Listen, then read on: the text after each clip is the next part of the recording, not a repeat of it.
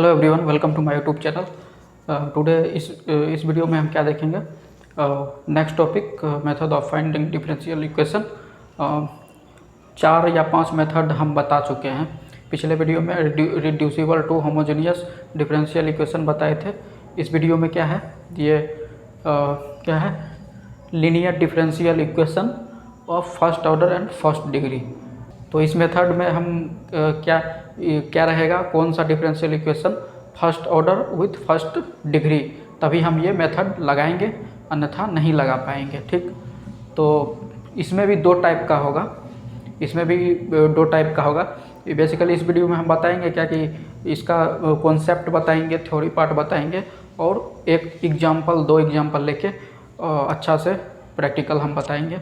तो चलिए इस वीडियो को शुरू करते हैं। जो भी इस वीडियो को शुरू करने से पहले जो भी इस चैनल पर नए हैं, इस वीडियो को लाइक कर दें और चैनल को सब्सक्राइब करना ना भूलें। तो चलिए इस वीडियो को शुरू करते हैं। 2 टाइप का होगा, टाइप 1, टाइप 2। टाइप 1 में कैसे होगा कि पहला तो ये देखना है कि फर्स्ट ऑर्डर फर्स्ट डिग्री होना चाहिए। तो ये दिया हुआ है ना, ये स्टैंडर्ड फॉर्म हुआ टाइप 2 का और ये टाइप 1 का। तो फर्स्ट ऑर्डर है, ये फर्स्ट ऑर्डर dy/dx और डिग्री भी 1 है, इसमें भी फर्स्ट ऑर्डर है, डिग्री भी 1 है। तो टाइप 1 में क्या रहेगा, dy/dx plus py equal to q। और सेकेंड टाइप में क्या होगा, x ऊपर में रहेगा, differentiation of x with respect to y रहेगा, dx/dy plus px equal to q। तो और p और q क्या है, p और q जो है कांस्टेंट है।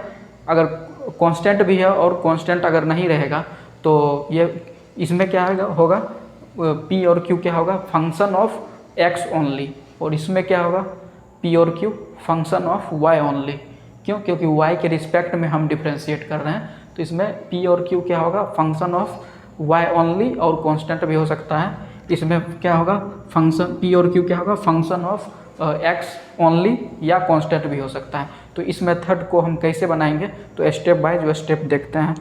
Where p and q are the functions of x only। इसमें x only क्यों होगा, क्योंकि x के रिस्पेक्ट में डिफ्रेंशिएट कर रहे हैं, पहचानने का तरीका बता रहे हैं। और constant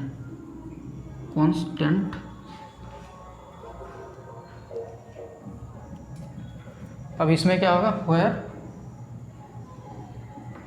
p and q are the functions of y only और कांस्टेंट। ठीक, अब हम ये बता दी। अब क्या करना है हमको, एक नया टर्म आएगा, इंटीग्रेटिंग फैक्टर। तो इंटीग्रेटिंग फैक्टर आएगा, तो इसको हम इंटीग्रेटिंग फैक्टर हम निकालेंगे पहले। Find integrating factor, find integrating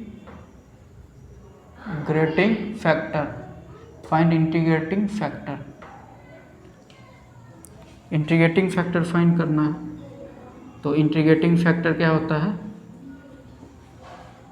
e to the power, ये याद रखना है, e to the power integration of p with respect to किसके, अभी हम क्या बोले हैं, p और q किसका फंक्शन होगा, x का ही क्यों होगा, क्योंकि हम यहाँ पे इस टाइप का है, स्टैंडर्ड फॉर्म dx है, x के रिस्पेक्ट में डिफ्रेंशिएट कर रहे हैं और इसमें y के रिस्पेक्ट में कर रहे हैं। तो यहाँ पे क्या होगा, p dx होगा, p dx, ये इंटीग्रेटिंग फैक्टर हो गया। अब द सॉल्यूशन निकालेंगे तो हम क्या लिखेंगे, दी सॉल्यूशन। तो सॉल्यूशन निकालेंगे तो हम क्या लिखेंगे, y इंटू ये वाला y जो है ये वाला y इंटू इंटीग्रेटिंग फैक्टर, ये जो निकल के आएगा इंटीग्रेटिंग फैक्टर ये वाला, वो यहाँ पे लिखेंगे इक्वल टू, फिर क्या लिखेंगे, इंटीग्रेशन ऑफ, अब यहाँ पे q क्या लिखेंगे, q, यहाँ जो ये है q, फिर उसके बाद q लिखेंगे, फिर उसके बाद integrating factor into integrating factor, फिर इसका इंटीग्रेशन करेंगे with respect to x dx, क्योंकि q जो है वो क्या है, फिर अभी हम बोले x का फंक्शन होगा, तो इंटीग्रेट भी करेंगे x के रिस्पेक्ट में, तो dx प्लस c, यही हो गया सॉल्यूशन। यहाँ पे अगर जो यहाँ पे ये नहीं समझेंगे इसमें बताएंगे तो ये भी समझ जाएंगे। तो देखते हैं। तो यहाँ पे स्टैंडर्ड टाइप 2 में क्या रहेगा, y नीचे रहेगा डिनोमिनेटर में, मीन्स y के रिस्पेक्ट में डिफ्रेंशिएट कर रहा होगा। तो dx by dy plus px equal to q। यहाँ पे क्या था, dy by dx plus py, means यहाँ y है तो यहाँ भी y है, और यहाँ x है तो यहाँ भी x है। तो p और q क्या होगा, उसके अलावा उसका फंक्शन होगा, y का फंक्शन होगा। तो यहाँ हम लिख दिए हैं। अब हम क्या करेंगे, इंटीग्रेटिंग फैक्टर फाइंड करेंगे। तो इंटीग्रेटिंग फैक्टर फाइंड करेंगे तो क्या होगा, e to the power integration of p, अब dx लिखेंगे कि dy लिखेंगे। p और q किसका फंक्शन है, y का है, y का है ना। तो इंटीग्रेट किसके रिस्पेक्ट में करेंगे, y के रिस्पेक्ट में, dy। ये निकल गया इंटीग्रेटिंग फैक्टर। अब दूसरा स्टेप में दी सॉल्यूशन निकालेंगे। सॉल्यूशन क्या निकालेंगे, यहाँ पे क्या लिखते थे y, क्योंकि यहाँ पे y है, यहाँ पे y को हम कर रहे हैं, यहाँ पे x है, तो यहाँ पे x into integrating factor equal to integration of, और क्या लिखते थे, q लिखते थे, q जो यहाँ पे है q इंटू इंटीग्रेटिंग फैक्टर का, अब किसके रिस्पेक्ट में इंटीग्रेट करेंगे, p और q किसका फंक्शन है टाइप 2 में, y का है, तो dy लिखेंगे, dy प्लस c, यही हो गया। अब हम एग्जाम्पल लेंगे दोनों का तो अच्छा से समझ में आएगा। तो चलिए यहाँ पे एक क्वेश्चन ले लिए हैं, क्या लिए हैं, dy by D X minus Y cot X equal to cosec X. तो पहले तो हम ये जानेंगे कि ये लीनियर डिफरेंशियल इक्वेशन है या नहीं। उसके लिए क्या, फर्स्ट ऑर्डर फर्स्ट डिग्री होना चाहिए। तो फर्स्ट ऑर्डर है, फर्स्ट डिग्री भी है, ठीक। अब इसमें हम देखेंगे कि टाइप 1 है या टाइप 2 है। तो इसमें देखेंगे भाई dy by D x mean simple है तो ये फर्स्ट टाइप का है, dx बाई dy होता तो सेकेंड टाइप का होता है। तो dy बाई डी एक्स, अब p और q तो हम दिया हुआ है नहीं इसमें, मतलब p q लिखा हुआ, तो हमको पहचानेंगे कैसे, p q क्या लिखे थे हम, where p and q, first type में क्या लिखे थे, where p and q is the function of x के रिस्पेक्ट में डिफ्रेंशिएट कर रहे हैं, द फंक्शन ऑफ x। तो यहाँ पे देखेंगे इसमें फंक्शन ऑफ x ओनली कौन सा है, तो फंक्शन ऑफ x ओनली, यहाँ पे हम ये लिख देते हैं dy by D X equal to dy by D X plus P Y equal to Q, यही था ना, हाँ यही था। अब हम पहचानना इसमें p कौन सा है और q कौन सा है। तो यहाँ पे हम बताएं p और q the function of x only और कांस्टेंट, यहाँ पे तो कांस्टेंट है नहीं तो फंक्शन है कोई भी, तो क्या है x ओनली। इसमें x ओनली कौन सा फंक्शन है, कॉट x है, इसका p हो गया, और इस साइड जो बच गया ये भी तो फंक्शन ऑफ x ही है, तो q हो गया। फंक्शन ऑफ x ओनली होना चाहिए, ना कि y मिला हुआ तो उसको अलग करना पड़ेगा। तो ये लीनियर है तो आराम से बन गया। अब इसमें भी आगे आता है रिड्यूसिबल लीनियर डिफरेंशियल इक्वेशन, उसको आगे बताएंगे। तो यहाँ पे ये बन गया, अब सीधा सा झमेला ख़त्म हो गया। तो हमको इंटीग्रेटिंग फैक्टर निकालना है। फर्स्ट स्टेप में क्या करते हैं, इंटीग्रेटिंग फैक्टर निकालते हैं। तो क्या होता है, e to the power integration of p dx, dx ही क्यों लिखे, हम बार बार बोल चुके हैं कि ये टाइप 1 का है तो इस तरह से होता है। तो p का वैल्यू क्या है, e to the power integration of p का वैल्यू। अब देखिए यहाँ पे बहुत कॉट एक्स लिख देगा p का वैल्यू, जबकि p का वैल्यू क्या है, माइनस कॉट एक्स, क्योंकि हमको स्टैंडर्ड फार्मूला में बैठाना है। तो स्टैंडर्ड फार्मूला में क्या होता है, dy by D X plus होता है P Y equal to Q. तो प्लस लाने के लिए हमको ये माइनस से मल्टीप्लाई करना पड़ेगा इसमें कॉट एक्स में, तभी तो ये प्लस होगा, प्लस माइनस माइनस होगा। तो p का वैल्यू क्या है, माइनस कॉट एक्स, p का वैल्यू क्या हुआ, माइनस कॉट एक्स, और q का वैल्यू क्या है, कॉसेक एक्स। तो यहाँ पे minus cot X D X. अब इसका इंटीग्रेशन, अब इंटीग्रेशन का पार्ट है ये। तो कॉट एक्स का क्या होता है, लॉग साइन एक्स होता है, ln साइन एक्स। तो इसको हम क्या लिखेंगे, e to the power, minus बाहर ले लेते हैं, इसका इंटीग्रेशन क्या होगा, ln sine X. Log sine X भी लिख सकते हैं, ln लिख दिए कोई दिक्कत नहीं है, ln साइन एक्स लिख दिए। अब इसको सिंप्लीफाई करना है। अब लॉग वगैरह पढ़े होंगे 11th में, पढ़ा होगा। तो क्या होगा, इसको हम क्या लिख सकते हैं, 1 sin x लिख सकते हैं, 1 sin x। तो ये क्या बन गया, cosec x। ये कैसे आया, इसको इस तरह से लिख सकते हैं e⁻ln, ये पावर में क्या होगा, sin x ⁻−1 हो गया। अभी लॉग में जो रहेगा उसका इस इंटरचेंज कर सकते हैं इसको, तो sin x ⁻−1 का पावर ln e, इसका वैल्यू 1 होता है। तो ये क्या बन गया, sin x ⁻−1, जो कि 1 sin x लिख सकते हैं, और इसको cosec x लिख सकते हैं। अब द सॉल्यूशन निकालेंगे, तो सॉल्यूशन निकालेंगे तो क्या होगा, ये टाइप 1 है तो क्या होता है, y into integrating factor equal to integration of q into क्या होता है, q into integrating factor dx plus c। तो y इंटू इंटीग्रेटिंग फैक्टर क्या है, cosec x इक्वल टू, यहाँ पे क्या है cosec x, q का वैल्यू cosec x, और इंटीग्रेटिंग फैक्टर का भी cosec x, तो ये cosec स्क्वायर x हो गया, और यहाँ dx प्लस c, ये हो गया y इंटू cosec x। और cosec x का इंटीग्रेशन क्या होता है, माइनस cot x, क्या होता है, minus cot x plus c, यही आंसर हो गया। अब टाइप 2 का क्वेश्चन लेते हैं। तो सेकेंड क्वेश्चन देखते हैं, टाइप 2 का है। अभी हमको पता नहीं कि टाइप 2 है या टाइप 1।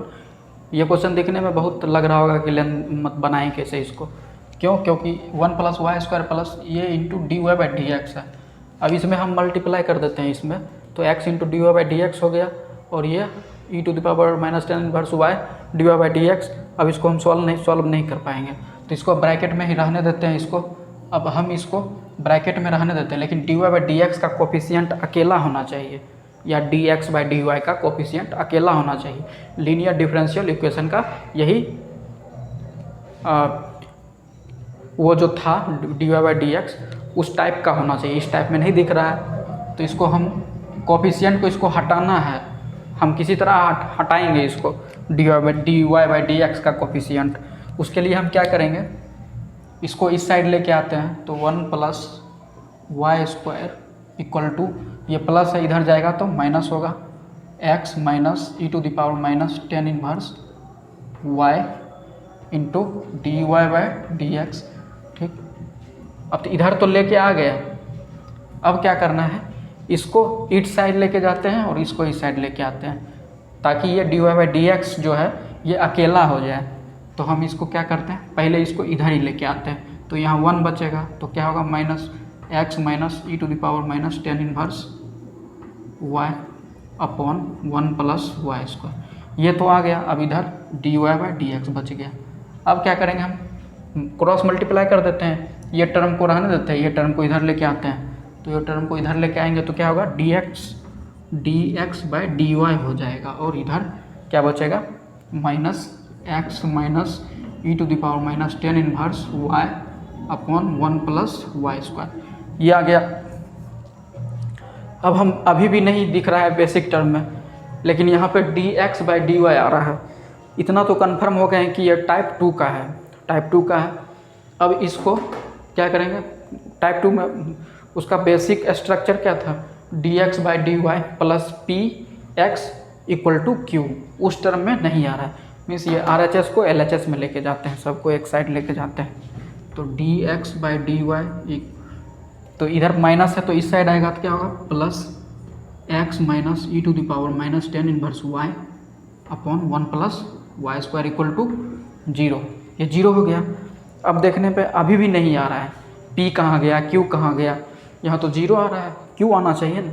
तो फिर इसको हम सिंप्लीफाई करते हैं, सिंप्लीफाई करके देखते हैं क्या होता है। तो सिंप्लीफाई करते हैं, तो dx/dy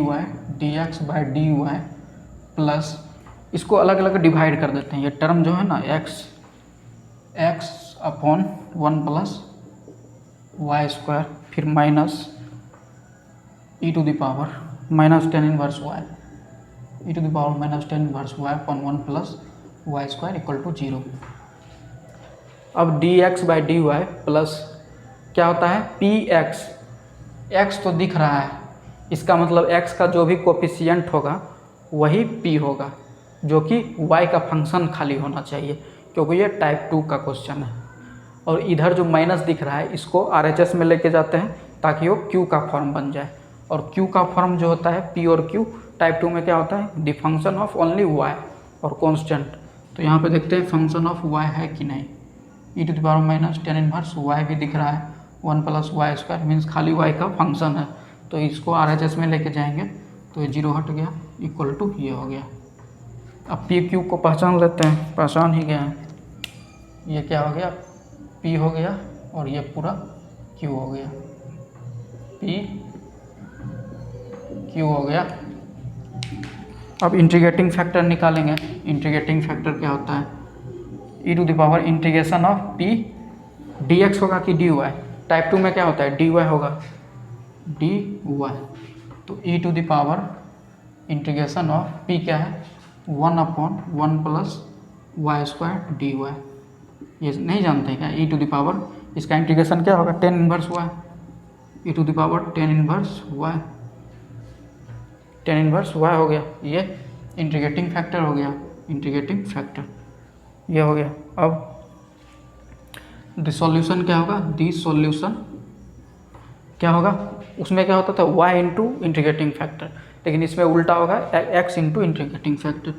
x into integrating factor क्या है e⁻tan inverse y equal to integration of q, q का वैल्यू क्या है e⁻tan inverse y upon 1 + y², q into integrating factor, into integrating factor क्या है e⁻tan इनवर्स y प्लस, हाँ अब क्या लिखेंगे dx लिखेंगे कि dy लिखेंगे, उसमें क्या टाइप 1 में लिखते थे dx, इसमें dy लिखेंगे क्योंकि फंक्शन ही dy कहा रहा है, dy प्लस c। अब इसमें कुछ कैंसिल उंसिल होगा, देखने में बड़ा लग रहा है तो e⁻tan inverse y into e⁻tan inverse y, ये आपस में मिल के क्या होगा e⁻0 ऐड होगा -tan inverse y + tan inverse y, तो e⁻0 क्या हो गया 1 हो गया। तो e⁻0 1 बचा क्या, तो सिर्फ integration of 1/1 + y² dy plus c, और इधर x into tan inverse e⁻tan inverse y, इसका इंटीग्रेशन क्या होगा tan inverse y plus c और x into e⁻tan inverse y, यही आंसर होगा। तो ये दोनों एक एक एग्जाम्पल लेके हम बता दिए थे कि कैसे बनता है। अब इसमें हो गया है, अगर नहीं भी समझ में आए तो ये वीडियो को बैक करके देख सकते हैं। अगर ये वीडियो अच्छा लगे तो शेयर करें और चैनल को सब्सक्राइब करना ना भूलें। Thank you so much.